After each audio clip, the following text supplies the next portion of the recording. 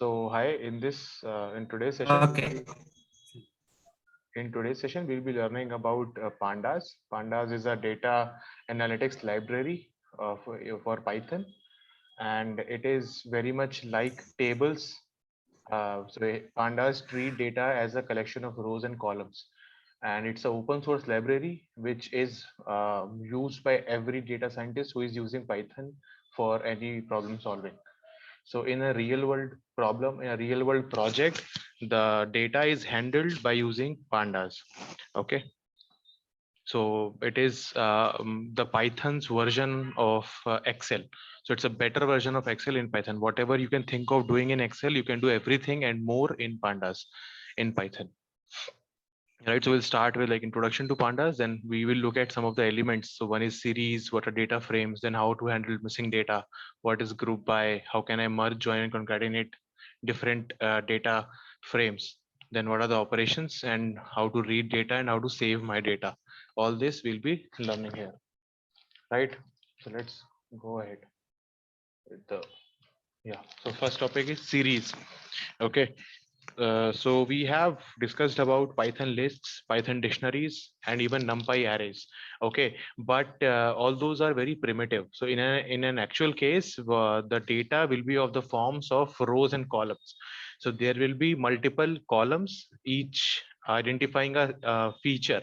Feature can be height, age, marks, address, phone number, favorite player, or you can say last transaction, bank account, credit card, which bank they prefer, right? So all these columns will be my features and all my rows will be one data point. Okay, so if I'm talking about customers of a bank, then my rows will be a new customer. Okay, every row will be an information about the customer, and the columns will be like what is the name of the customer, what type of account does he hold, what is the address, what is the savings limit, how many FDs does he have, what is the other, if he's enrolled in any other schemes or not, what type of card he is using or not. Okay, so a series is just a replica or a better version of NumPy arrays or one-dimensional objects. So each column or each row in pandas is treated as a series. Okay, a series is very similar to a NumPy array. Okay, actually it is built on top of NumPy array. This whole pandas framework and many other machine learning frameworks or statistical frameworks are built upon NumPy arrays. Okay, so NumPy arrays are what you directly pass to the processor, right? Directly, the processor level calculation happens in the NumPy arrays. Everything else is built on top of it, right? So unlike NumPy arrays are just a collection of numbers or any elements in just one dimension, right? Or in two dimensions. So what differentiates the NumPy array from a series is that a series can have axis labels. Axis labels means row names and column names. So until now, NumPy matrices, they were not having any specific names to their rows and columns. We were having just indexes. I have 5 rows and 4 columns, so I can do indexing and slicing by using the index numbers. Here I can label them, or I can put a name to my rows and columns. Okay, so in my example, my rows will become customers and my columns will become whatever I told right now.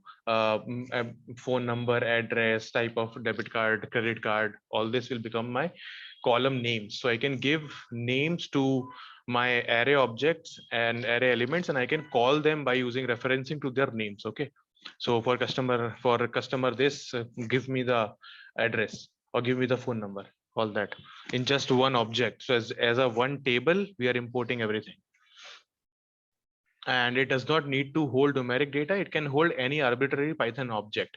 So unlike NumPy arrays are hold the item of same type. Okay, so all the items in the array should be of same type, integer, float, string, but they have to be of same type. But here it can be of any type. So I can import, so we are working with NumPy, so I will import NumPy as NP in my program. Then I need to work with pandas, so I will import pandas as PD. You have installed Python using the Anaconda distribution, so so pandas is by default installed with the Anaconda distribution. Otherwise you need to install it and then run this command. Okay, so now I'm creating some list, right? And by using this list and variables, I will be creating my series. Okay, so there is a list called labels. These are lists of alphabets ABC, and then there is my list, a variable called my list, which is a list of numbers 10, 20, 30. And there is an ARR variable, which is a NumPy array, and it contains 10, 20, 30. And there is a dictionary, which has 3 values, right? So now how can I create a series? I can create a series by using this functionality of pandas pd dot series. So it means convert what this data into series, and in the argument I can pass data.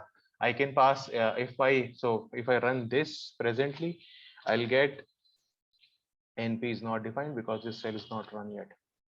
First time it will take time, next time it will be smooth, right? So presently it is defined. Now if I run this, I'll get pd series data is equal to my list. So make a pandas series from the data my list. What is my list? It's just a list of 3 integers. So it will make a series like this. 0, 1, 2, 3 are the index names, and the column is just one column 10, 20, 30, and the data type is integer int 64 by default, right? If I go ahead and make a pandas series from my list, and I want to keep the labels indexes or the row names as this, then I can do like this. So basically a belongs to 10, b means to 20, or c means 30, means abc are the customer names, and this can be the number or whatever you want. So I can name. The important thing is I can give a name to each row and each column by using the index means row names, right? Row names, each, what is the name of each row, that will be given by index. And columns is, yeah, I can make I can either pass variable like this, data is equal to my list or index is equal to my list, or I can do just by default. So the first argument will be the data, this the 10, 20, 30, and the next argument will be the row names, and third argument will be the column names if I want to, but there is no column because it is just one dimensional series, right? So this was my array. I can make a pandas series from an array by passing the array numpy array as an argument to pd.series function, right? It will make like this. Now labels are this. I can make a pandas series where my data points are taken from this numpy array, and the row names are taken from this variable called labels, right? Like this. Then dictionary has a key value pair, so it by default it means it by default has a row name. So I can just make a pandas series from a dictionary by doing this. So there is no necessity of passing the index separately because it is already stored in this format. So pandas is intelligent enough to read all of this as the row names, right? So a is 10, b is 20, c is 30. That is by default. It means the row names should be c. The index should be this thing abc, right? So Panda series can hold a variety. Yes, Anu. Well, yeah, I have a doubt where it is written as int 64, the dictionary type. I think, can you highlight about that? Int 64. So basically, it is talking about what is the type of the data that this series is storing. So this series is storing 10, 20, 30, and all of these, all 3 of them are integers, right? So whenever I am, so it there. And Yeah. And in previous, Okay. Why it is in 32 and next thing is int. So actually, we are here. We are defining it from a dictionary, right? It is so it is taking it in 64. And yesterday we saw, because we are deriving or making this panda series from NumPy array, and NumPy arrays are stored in the format of int 32, right? So it's there is basically like for 10, 20, 30 they are integer, but here in NumPy arrays for data saving it is stored as int 32, but dictionaries are not NumPy arrays, so they are by default they are taking int 64. So int 32 means you can, there is a limit to the number of, to the biggest integer that you can store, and int 64 means you can store a larger number, right? So both are int, primarily int. Okay, next is data in series. So what kind of data I can store in a series? So let's make, this is, we have already done that. So the data can be ABC. Here my data type becomes object, because ABC, it is like defined as a string or str, but generally it is treating all of these as an object, right? Why? Because the default storing type or the data type in pandas is object. Okay, in or pandas or series is object, because series is a component of pandas, right? So I can also make a list of functions. These are just functions by default, predefined functions, some print len, right?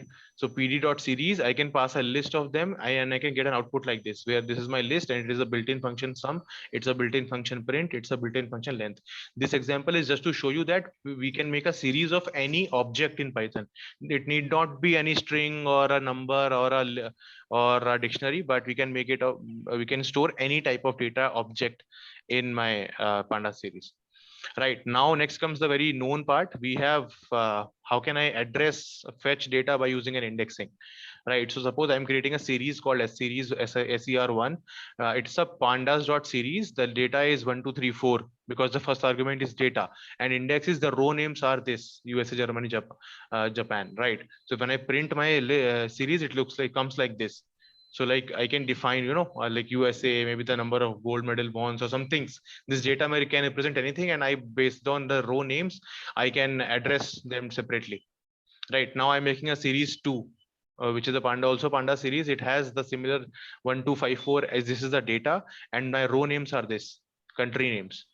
Right, so my series 2 looks like this. Here you can see that USA, Germany, and Japan are common. Italy and USSR are different. Here we have Italy in series 2. In series 1 we have USSR.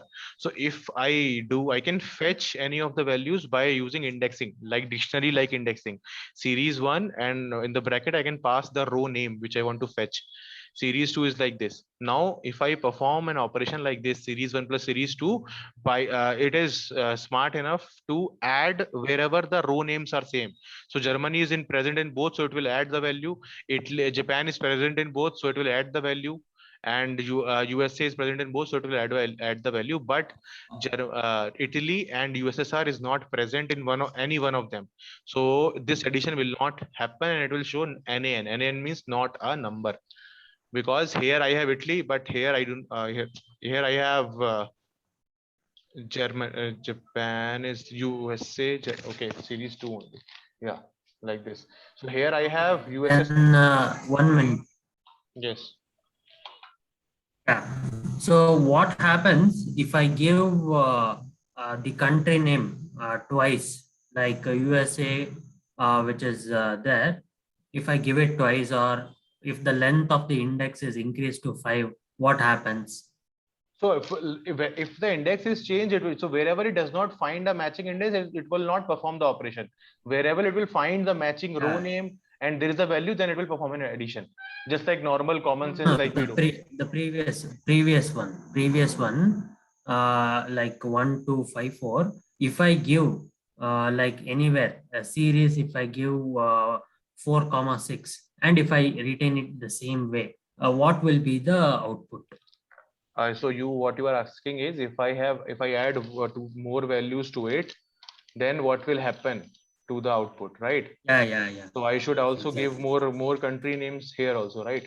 Yeah. So What happens if it is not given? What will it show? Will it be an error, or what it will be? Yeah, we will just find out. So I have not given any other names, so it will actually does not compile, right? So it says length of past values is 6, and so value error, this thing is common. So length but the index should be implies same. 4. Yes, so the length of data and the row name should be same. So you are giving here 6 rows, but you are passing only 4 row names, so it will not construct. It will throw some error, right? So if I give hello. Yes, Chaitanya, welcome. How are you? Yes, sir. Fine, sir. Okay. What are you discussing about, sir? No? What are we discussing about? Hmm. So we have started with this new topic, pandas, and this is pandas is like a table, an Excel framework to store data as a collection of rows and columns, just like we store in an Excel sheet, right? So all the columns have some column names. Now, what does they represent? And every row has a meaning. Okay, it's a customer or a new student, or it is the day of the month or the hour of the month. So like that, we have a very widely accepted a library called pandas for data analytics, right? And we are looking into it. So it's almost like NumPy arrays. I'm just discussing about how to work with data in pandas. The first component is a series. Series is like one-dimensional NumPy arrays, but we can store multiple data objects, multiple types of data in a series, and when we can give a row name to my, so normally my data, if I store my data is like my data is 10, 20, 30, the rows is 0, 1, 2. I can change this row, I can give a specific row name to this data structure by passing this variable called index. So index is equal to labels. Yes, sir. Labels is a list of integers, a list of characters, A, B, Okay. and C. So the speciality is it's a NumPy array, one-dimensional array, plus it can store any kind of data type, plus you can give names to each row. That means indexes, just like columns. No, we can give names Yes. to columns, we can give names to rows also. This is what we were discussing, and we can make it from an array, we can make it from a dictionary, just like we used to do in NumPy array, np.array, and I used to pass my list, or I used to pass my metrics or a dictionary. Same thing, if I pass my list and labels, so I'll get an output like this. This is my series. So there are two arguments, panda pd.series data. So use this data, and the row names or the indexes should be this thing. So I'll get a data structure like this. Yes. Now we were looking at how to so basically what kind of operations I can do. So suppose, so there is a series one which is a list of, so the values or the data is 1, 2, 3, 4 integer, and the indexes or the row names are this, a list of country names, right? So the output is looking like this. Now Anu passed me like what happens if I give more data here, but there are less indexes, right? So currently I have given 6, so this is my rows, right? So I have given, Yes. 6 rows, okay, but I have given only 5 country names. So what should happen? Will it compile or not, right? So it is throwing an error. Length of pass the values is 6, but the index implies 5, so I have to pass one more country name, right? So what, maybe China is there or not? Yeah, I can give China. Now it is performed. Now his next question is, if I perform this kind of an operation, so basically wherever the name is same, the mathematical performance mathematical function can be performed, right? So Germany, if Germany is in series 1 and Germany is in series 2, I can do addition. If Italy is in series 1 but Italy is not there in series 2, then it is not a number, because I am adding a number with nothing, right? This is nothing. Okay. Yeah, so it is giving me like this. So now he's asking what happens if I change the dimension, right? Series 1 is not defined, so I have to define series 1. Yeah, now series 1 is defined. If I define series 2, yeah, so basically now it will do it. So now series 1, the dimension is 4. It has just 4 values, 4 rows. Series 2 has 6 rows. So when I did this kind of a addition, so it is presenting me all the different rows and doing addition based on the similarity, right? So here series 1 has USA, Germany, USSR, Japan. Series 2 has USA, Germany, Italy, Japan. So here USSR is different, here Italy is different. If I Yeah, add different. these two, so I will get values for USA, Germany, and Japan, but no values for Italy and USSR. But now Okay. series 2 I change it to this thing, right? Right, India and China is also there. Now if I do addition, it will perform the same function like this. Wherever the row name is matching, it will add. Where it is not matching, it will give a not a number thing, right? Just by based on Okay. common sense, right? So next is data frames. So now basically data frames is what we will start any data science problem with. So data frames is just a Excel workbook which is full of data. There are a lot of rows, there are a lot of columns. The column names are defined, the row names are defined. We know the what is the data is about, right? So all the column types are defined. So data frames are essentially the replica or an advanced version of Excel in Python, right? So data frames are the workhorse of pandas. So like whatever we use pandas because it has the functionality of data frames, and it is directly inspired by R programming language. So R is a statistical programming languages used by used for data science, data analytics. Lots of scientists, lot of academic people in academia, they use R programming, right? So it is specifically for, it is completely designed for statistics, data science, and machine learning, right? So it is just one other language. It's very popular among scientists and people who loves math. But pandas is more common because Python is more common because you can do multiple things in Python. You cannot make a web page in Python. You cannot make an app in Python. That's why we are like very less people are learning R. Everyone learns Python, right? So it's a new script. So again, I'm starting with importing pandas as PD. This is the accepted convention by, I think, all of the world, right? So pandas, I will address pandas as PD, NumPy, I will address them NP, right? Now I'm starting. So basically I will be using some kind of a random number to generate my data, because we are just practicing and learning concept. So from numpy dot random, I'm importing the rand n function, and I'm writing this line of code which says np dot random dot seed is 101. So basically whatever output I'm getting is an output of a random function used in the program, right? So if you want to see the same pattern or same sequence of random numbers, then we need to pass this. This is the key or the seed, or you can say the one specific value that we give, so that we get the same result. So if you also give 101, you will get the same result as this program script. Otherwise you may get a different result every time you run it. So it is just kind of fixing the random function generator for me for this particular script, like that. Just okay, so just to keep the trend of random numbers same, we are using a seed. You can write any number here, 1 2 3 4 5, whatever you want, but just keep in mind to use the same number if you are working in groups and you want to compare the Yes. result, right? Like that, right? So basically now I'm creating a df, a variable called df, which is what pd dot data frame, which is a data frame. And data frame, the first column is data, right? Let me just write the syntax. Okay, so the syntax is pd dot data frame, and I will pass data, and I'll pass my indexes, then I will pass my column names or columns, right? So basically you can pass data in this order, like arguments in this order, or you can use data is equal to this, index is equal to this, columns is equal to this, whatever feels right. Yes. So first thing, so this first thing is data. This is the data. What is the data? This is rand n 5,4. It will give me random numbers from a normal distribution in the shape of 5 rows and 4 columns. So it will give me 20 random values from their normal distributions arranged in 5 rows and 4 columns. And the indexes are A, B, C, D dot split. So this thing is a complete function in itself. What it means, it's a list of Okay. A, comma B, comma C, comma D, right? If you run this, let me show you. Yeah, PD is not defined. Okay, okay. So if I run this control V, yeah, got split. So the output is you are getting is this list. So basically this is just the shorthand of writing this thing, right? It's used, you will see it in actual codes. Yes. Right, so it's just kind of, so my indexes, my row names are ABCD, my column names are WXYZ, same thing. So if I run this, I get a data frame like this. So I just print here.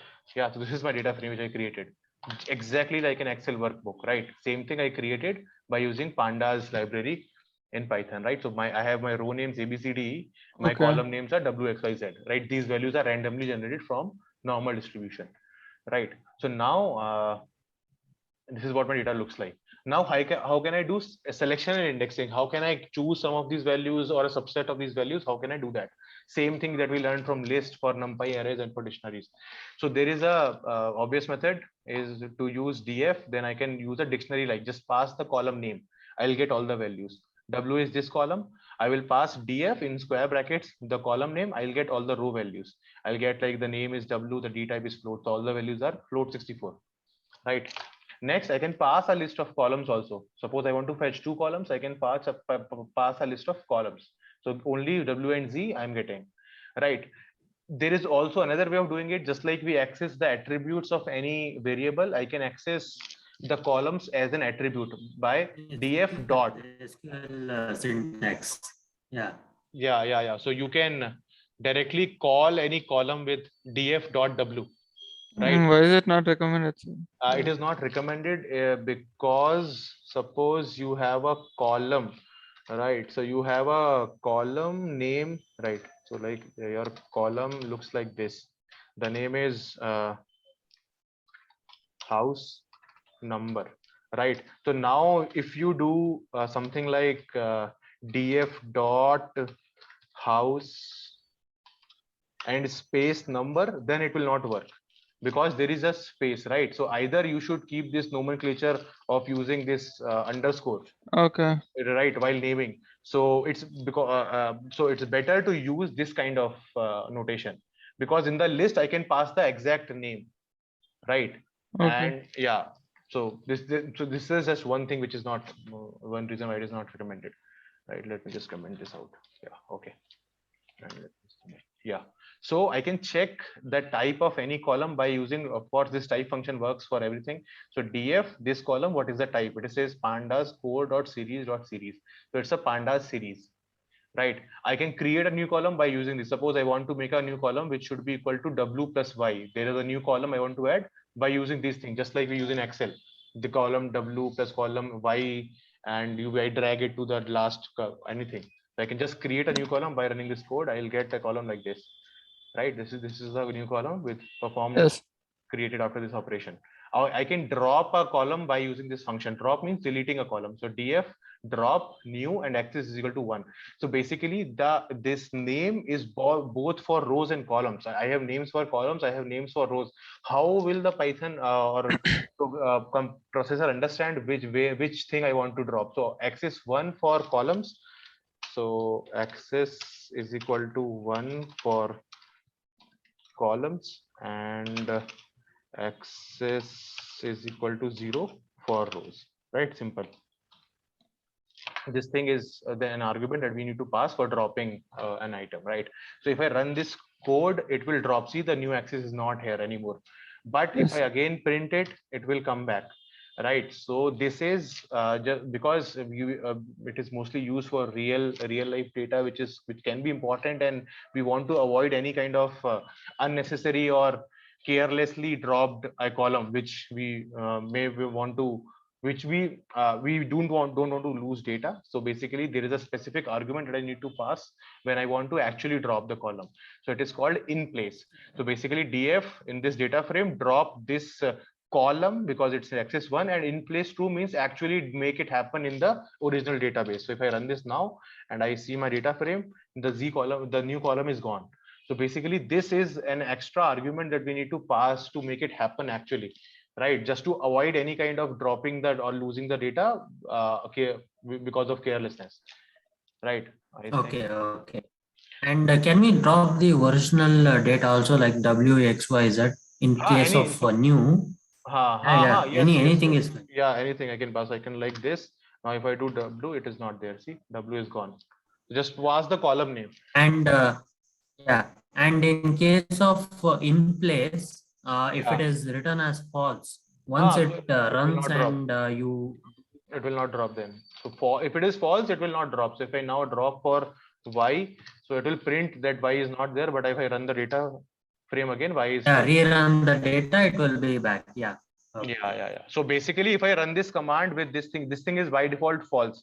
So if I run it like this, it will print out. It's an output, will show that it is gone, but in actual database, it is still there. Okay, and if I have to drop a row, what can I do is data frame dot drop. I can pass the row name, but just change the access to 0, right? Because I want to drop in this direction. So I want to drop E, it will look like this, right? And if I now print again, it will not take place for actual, because I have to use the argument, right? E, we dropped E here. One more doubt. What I have is, can we add the rows? What we do in Excel, like we take some. Yeah. Same. Can we do it? Yeah, you Can can you add. show that once? Adding a new row, you just have to create a new variable. So any variable which has just this. No. Adding the like values of the rows, like minus 0.754 plus 1.9.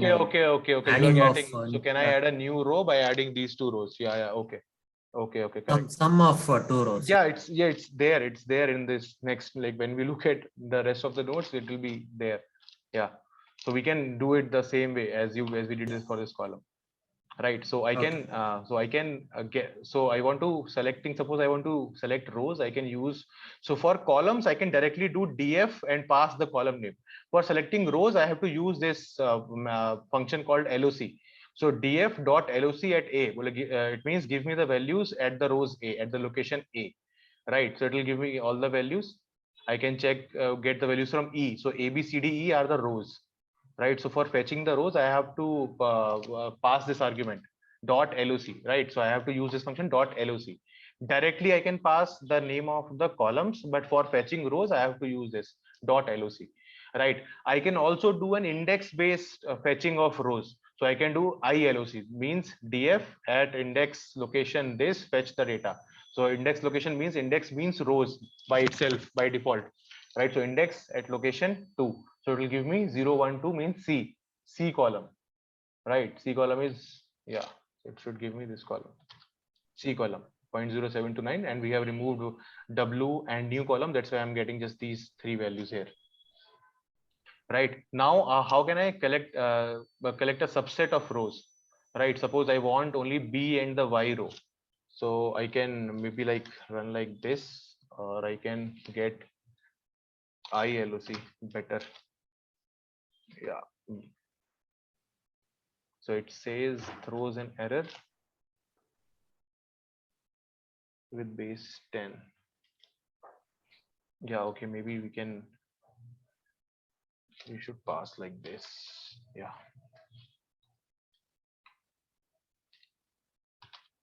Yeah, so here I can fetch. So what I wanted to fetch is that I want to fetch a particular row and a particular column. So for that I will use LOC, go to this row, go fetch this column, right? And if I want to fetch a subset like some rows and some columns, then I can do LOC, give these rows for these columns, right? So I'll get like this because W is not there. That's why it is not getting. I'll just switch it to maybe Z. Yeah, so I can get values like this. So only the A and B rows for Z and Y column. Like this, I can do the indexing. Okay, so now if I do df dot loc, this we have seen from the B row, give me the YF element, right? I can get like this. Now I can perform some kind of conditional selection. So my data is very huge, so I want to apply some kind of filter. So give me all the values which are not zero. Give me all the rows where this thing is not zero, or where this thing is not negative, or whether this certain value is more than 50 or more than 100. Suppose I want to see in the whole college for who scored more than 90% marks. So what this kind of a filter, how can I apply? So just like in columns, you can go do right click in Excel sheet, right click and apply filter. I can filter out my rows based on certain condition. I can do it in Python also. So it is df like this. Now I want to just see what are the values where df is greater than 0. So I'll get true, true, true, true, a Boolean data frame I get for each. So each cell value is either true or false based on this condition. Now if I want to apply filtering like this, now so I will pass this thing as a fancy indexing. So go to df, fetch where this condition is true, fetch all data where this condition is true, right? So here these things are NaN because this thing is not true. So whatever value was false here, it is giving me NaN, not a number, because this condition is not true. So it is showing them as NaN, right? So I am just getting the values where this condition is true, right? Now suppose I want to apply a condition on a column and then filter out. So I want to fetch, like I want to just see where print out the values where the column W is greater than 0. So I can do it by using fancy indexing. So in the data frame, apply this filter where data frame column is greater than W column is greater than 0, you print only that. So it is throwing an error, maybe because we have W is not there in our data set. You can use X like this. So wherever X is greater than 0, so I'm getting only A, B, C, and E. There is no D column here because D column is less than 0. So this column will not be counted. So I can just filter out this data based on this thing. So this is my filter out data. I can use indexing on top of it also. Suppose I just want the Y column of the data set where the W column is greater than 0. So I can pass something like this. So go to the data frame, apply this filter and fetch me the Y column. What is the filter? Give me the values only where the value for Y column is greater than 0. Sorry, value for the W column is greater than 0, and give me the Y column of that data set, shorter data set. So it's still not working because W is not there, right? So I'm getting is the Y column of this data set, right? This is this data set. Previous one, I'm just getting the Y column, right? Or suppose I want to fetch two columns from here, I can do like this. Can do Z and I can fetch from X because W is not there. So I'm just doing. So when I'm W is not there. Okay, yeah, I have to use X. So basically, I'm filtering out columns based on some conditionals. Okay, so like column X is greater than 0, and in of this data frame, you give me the Y and the Z column, right? So I'm getting A, B, C, E. D is not coming because of this condition, right? And the X column is not coming because of this condition, because I just want Y and Z column, right? Next we have this. This is our data frame. Now how can I club multiple conditions together? W, I have to change everywhere to X. Yeah. Right. So now I want to club multiple conditions together. So I want in my data frame, the X column should be greater than 0 and the Y column should be greater than -1. When both these conditions are true, you print only that much. I want only that slice or subset of my data. Right. So I'm using this symbolic AND because this AND means element wise element comparison. But here I want a whole data frame comparison. So I'm using this particular symbol, right? So next is yeah. Suppose this is the index I have currently. Suppose I want to change it to some other So thing. can you run that thing with the normal AND? So normal AND will give you, yeah, it will give you an error because it will say the truth value of a series is ambiguous, use an empty or a bool or item. So basically it means that you are whatever, so you are passing a series or a collection of items and using a single AND. This operator means only I can compare one value. So it is not running by itself. So instead of that, if I use just AND, it will run like each comparison, index wise comparison. So in this condition and this condition are matched index by index. So wherever the rows are satisfying both of these conditions, I'll get only those rows and all the columns, right?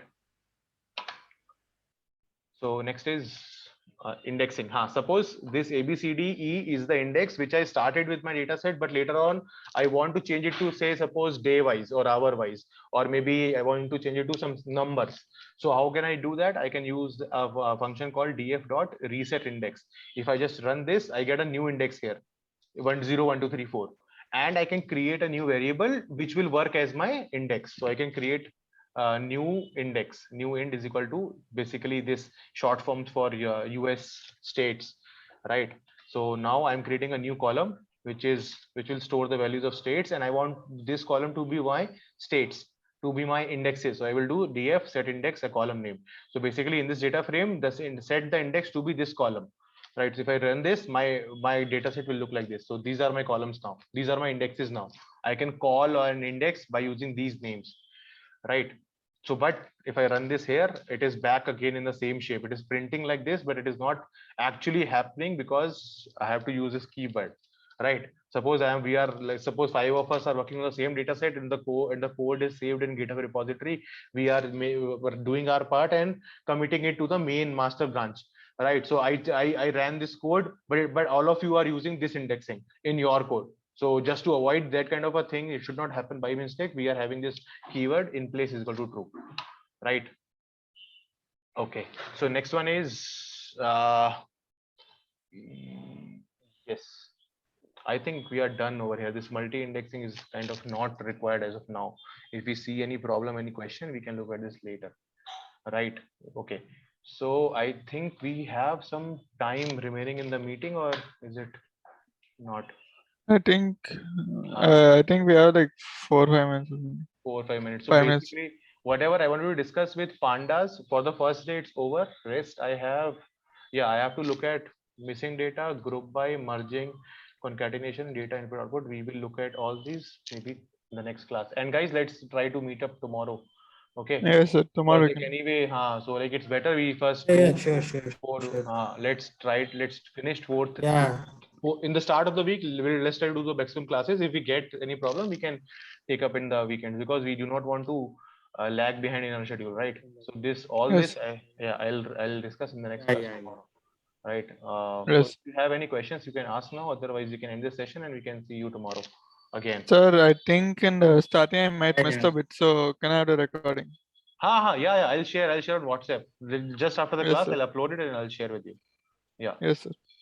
And one more thing we were observing regarding this one, that is float 64 and float 32. Yes, yes. What is the major difference between Int. both of them?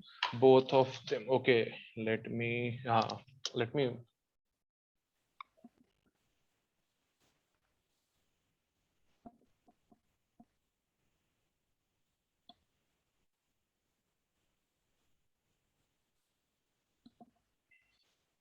Yeah. So am I audible? Hello.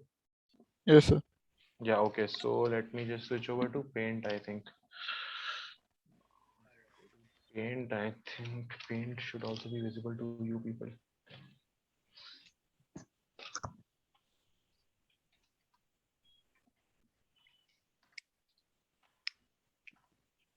Paint is there.